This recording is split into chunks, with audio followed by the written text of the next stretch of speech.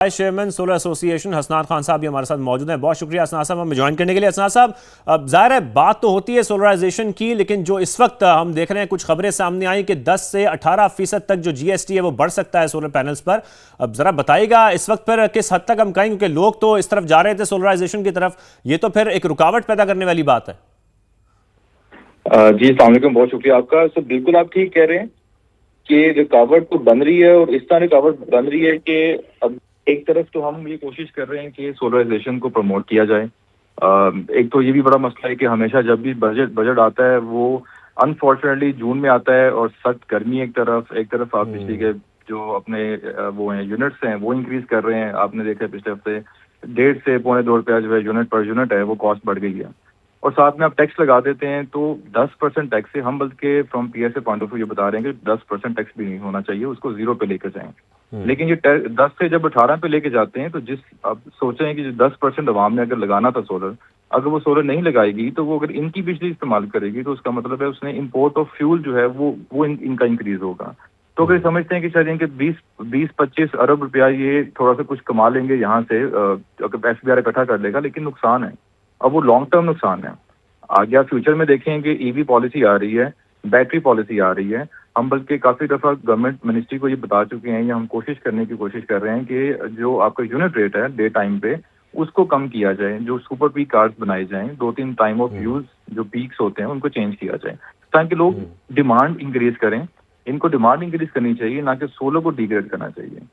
अभी हम ठीक है, बिल्कुल जो सोलर की तरफ जा रहे हैं जी जी कंप्लीट कीजिएगा आप।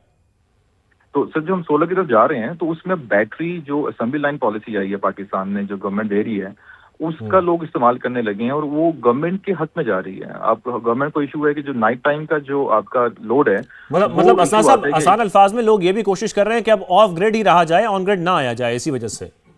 बिल्कुल ऐसे ही है। तो ये चीज ज्यादा मुश्किल हो जाएगी। एक तरफ आप प्राइवेटाइजेशन कर रहे हैं, जब एक दफा आप प्राइवेटाइजेशन कर रहे हैं तो जो आपके डिस्ट्रीब्यूशन लाइंस हैं वो इस्तेमाल करने के लिए कोई बंदा नहीं रहेगा, तो उसको बाय आउट कौन करेगा, खरीदेगा कौन? तो इनको तो उसको कोई एक अच्छा बिजनेस मॉडल बनाना चाहिए, ताकि जो प्राइवेटाइजेशन की अगर आप कर रहे हैं तो वो काम हो सके। इस तरह तो वो भी बिल्कुल नाकाम सही, हो जाएगी।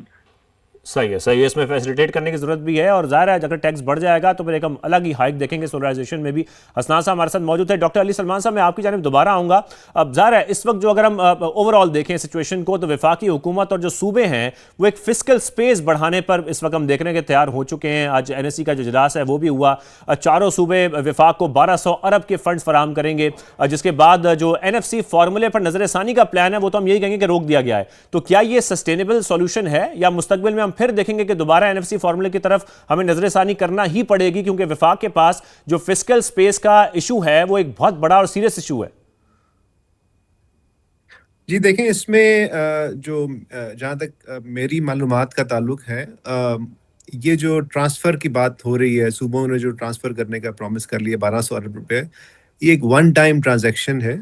ये कोई परमानेंट अरेंजमेंट नहीं है। ये मुस्तकबिल का कोई बंदोबस्त नहीं है। ये एक वफाकी हुकूमत ने रिक्वेस्ट की, और हर साल हम देखते हैं कि सरप्लस के ज़रिए अपने डेफिसिट को हम कम करने की कोशिश करती है वफाकी हुकूमत। तो ये इस तरह एक स्पेशल नीड क्रिएट हुई है, अगरचे इसके बारे में मज़ीद तफसीलात अब बजट में ही आ सकेंगी, इसकी क्या ज़रूरत पड़ी है। जो ब्रॉडर मसला है एनएफसी का, वो एक तरह से हुकूमत ने, वैसे तो देखा जाए तो सूबों का 57% है, लेकिन अगर आप पेट्रोलियम लेवी को शामिल कर लें कि जो डिवाइड नहीं होता है सूबों में, उसको शामिल कर लें तो तकरीबन ये हाफ हाफ हो जाता है। तो एक तो वो बैलेंस हो जाती है। दूसरी एक और चीज़ ये है कि हमारे चूँकि सोशल प्रोटेक्शन का जो सब्जेक्ट है, जिसके तहत बेनज़ीर इनकम सपोर्ट प्रोग्राम 600-700 अरब रुपए खर्च करते हैं, वो आइन के स्कीम के मुताबिक ये सूबों का सब्जेक्ट है। और लेकिन हुकूमत को, वफाकी हुकूमत को लगता है कि अगर हम इसको डिवॉल्व कर देंगे तो शायद वो सूबे उस तरह उसको एफिशिएंटली चला ना सकें। इसके ऊपर बहुत ज़्यादा डिस्कशन की ज़रूरत है कि क्या बेहतर मैकेनिज़्म हो सकता है सोशल प्रोटेक्शन का, इनकम ट्रांसफ़र का।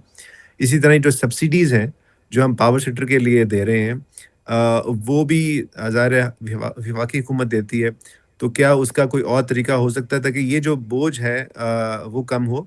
एक लास्ट पॉइंट इसके ऊपर ये है कि हमारा जो डेट सर्विसिंग की कॉस्ट है, कर्ज़ों की अदायगी का जो तनासुब है विफाकी बजट में नेट फेडरल रेवेन्यू, उसमें अब काफ़ी कमी हो गई है। आज से 3 साल पहले हमारा नेट फेडरल रेवेन्यू का 91% जा रहा था कर्ज़ों की अदायगी पे, जो कि पिछले साल ये जो 2025-26 का जो बजट अभी ख़त्म हो जाएगा साल, उसमें ये हिस्सा तकरीबन 57% रह गया है। तो 91% से हम नीचे आ गए 57% पे। तो ऑलरेडी ऑलरेडी वफाकी हुकूमत के पास जो अच्छा, जो एक तरह लेकिन से डॉक्टर अली सलमान साहब, बजट क्योंकि बोझ हम है ये वो कम जिक्र हो कर रहा है। रहे हैं कि ज़ाहिर है फिस्कल स्पेस पैदा करने की हुकूमत कोशिश कर रही है, पीएसडीपी की भी अगर हम बात करें तो उसको भी ये कहा जा रहा है कि 1000 अरब तक महदूद कर दिया गया है। तो एक तरफ फिस्कल स्पेस तो शायद इससे पैदा हो जाए, लेकिन दूसरी जानिब अगर पीएसडीपी को इतना महदूद किया जाएगा तो फिर इससे जो मुआशी सरगर्मियाँ हैं वो भी कम नहीं हो जाएंगी? ज़रा ये भी आप एक्सप्लेन कीजिएगा। जी, तो ये तो पीएसडीपी है ना जी, ये तो इस वक़्त इस पर काफ़ी तहकीक हो रही है, हो भी चुकी है। अनफॉर्चुनेटली अब इसका इकोनॉमिक ग्रोथ के अंदर कंट्रीब्यूशन ना होने के बराबर है। अच्छा। और इसका जो रिटर्न्स ऑफ इन्वेस्टमेंट हैं वो इतने मस्बत नहीं आ रहे हैं। क्योंकि बहुत ज़्यादा इनएफिशिएंसीज़ हैं, जब हम ये मंसूबे बनाते हैं तो उनकी कॉस्ट बहुत एस्केलेट हो जाती है सालों के अंदर। एक हम्म। मंसूबा अगर 10 अरब का है तो वो जब तक मुकम्मल होता है तो वो 100 अरब का हो चुका होता है। तो जिसकी वजह से जो इसके जो इकोनॉमिक रिटर्न्स हैं, जो इकोनॉमिक ग्रोथ के अंदर रिटर्न्स आने चाहिए, वो अब नहीं आ रहे हैं। तो इसको बहुत हमें थॉरली रिवाइज़ करने की ज़रूरत है। इस वक़्त इन इन इन रिफॉर्म्स की ज़रूरत है। प्लानिंग कमीशन के अंदर जो मैनेजमेंट हो रही है इन मंसूबों की, उसको देखने की ज़रूरत है। ताकि ये जो वसाइल हैं जो हम खर्च कर रहे हैं, ये सही मानों में इकोनॉमिक ग्रोथ के लिए जाएँ। इकोनॉमिक ग्रोथ, जॉब क्रिएशन, ये ज़्यादातर अब प्राइवेट सेक्टर का फंक्शन है, वो पीएसडीपी का फंक्शन नहीं है। अगर आप पीएसडीपी को 10 गुना और बढ़ा लेंगे, तो इससे कोई जॉब क्रिएशन या तरक्की का कोई बहुत रफ्तार बढ़ नहीं जाएगी। अगर इसकी कॉम्पोज़िशन ना चेंज हो। हमने सीपेक में देखा है कि 27 अरब डॉलर की इन्वेस्टमेंट हुई है। 27 अरब डॉलर की इन्वेस्टमेंट हुई है और उसके क्या नतीजे में हमने कोई बहुत ज़्यादा एक्सपोर्ट्स बढ़ा ली हैं? क्या उसके नतीजे में हमने बहुत ज़्यादा कोई अपनी प्रोडक्टिविटी में इज़ाफ़ा कर लिया है? ऐसा नहीं हुआ। तो ये एक बड़ा फंडामेंटल शिफ्ट करने की ज़रूरत है। हम अपनी जो बिल्कुल, तरक्की का और जो एक कमेंट महवर आप है, और कीजिएगा, वो फिर हम आगे उसको बढ़ेंगे कि एटलीस्ट हम रेमिटेंसेस में देख रहे हैं कि इस साल भी अगर देखा जाए जो फाइनेंशियल ईयर था 2025-26 का, उसमें तकरीबन 9% का इजाफा हुआ है। तो एक तरफ से हुकूमत इसका फायदा तो उठा रही है। जी, रेमिटेंस हमारे लिए एक तरह से वो सेफगार्ड है। हमारा जो बैलेंस ऑफ पेमेंट जो डेफ़िसिट होता है, करंट अकाउंट का डेफ़िसिट होता है, उसको मैनेज करने के लिए रेमिटेंस आ रही हैं। ये अच्छी बात है, लेकिन ज़ाहिर है कि ये कोई लॉन्ग टर्म सॉल्यूशन नहीं है।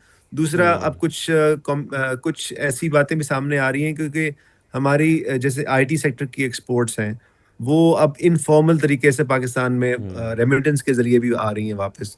तो इन चीज़ों ठीक को है। भी देखने की ज़रूरत है कि रेमिटेंस कितनी सही हैं और कितनी ज़्यादा सही। किसी और शक्ल में पाकिस्तान में आ रही हैं।